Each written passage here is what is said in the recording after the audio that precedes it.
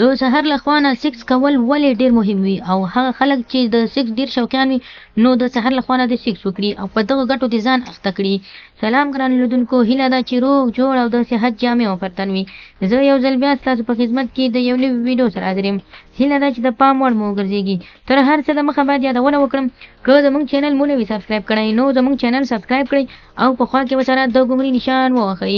مننه. د سحر له خوا نه سیکس کول کومې ګټې لري؟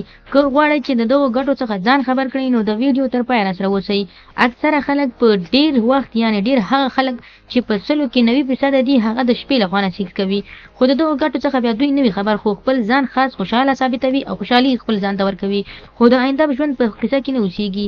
اکثره داسې خلک وي چې دغه کار په نیمه شپه کې کوي، خو اکثره بیا یې په 10% په دغو ګټو باندې ځان خبر کړی او له دې څخه ځان باخبره ساتي. که غواړئ چې د دغه پیدو څخه ځان خبر کړئ نو دغسې غوږ ونیسئ او د دې ویډیو تر پایه هغه مرحلې ځان باندې ثابتې کړئ یا هم هغه مرحلې ځان ته غوره کړئ چې زه درته وایم. که تاسو پام کړی وي نو د سحر له خوا نه ستاسو ذکر په ډېر قویوالي یا په ډېر مضبوطوالي باندې په خپل پرتوګ کې خیزه کې وهي. د دې لامل دا دی چې د شپې کم یعنې ډېر کم خواړه چې ویټامین داره وي د شپې له خوا نه خوړل شوي وي نو هغه ویټامین بیا د سحر له خوا نه ډېر تاثیر لري. که غواړئ چې هغه خلک چې بچیان یې نه پاتې کېږي یا هم په هورمونونو کې کموالی وي نو د سحر له خوا نه دې سیکس کوي.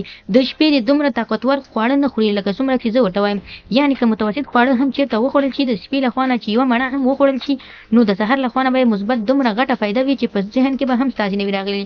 ډېر خلک د سحر له خوا نه سیکس نشي کولی، خو ډېر اکثره خلک په 90% د شپې له خوا نه سیکس کوي. د شپې له خوا نه چې تاسې چېرته هغه خواړه چې تر څو تاسو خوړلي وي نه هضم کېږي او نه هم کوم ویټامین تولیدوي، یعنې تر سهاره پورې که هغه خواړه پاتې شي په خېټه کې هم ویټامین تولیدوي او هم په بدن کې هورمونونه جوړوي نو کولی شي هر ټیم تاسو د سحر له خوا نه سیکس وکړئ.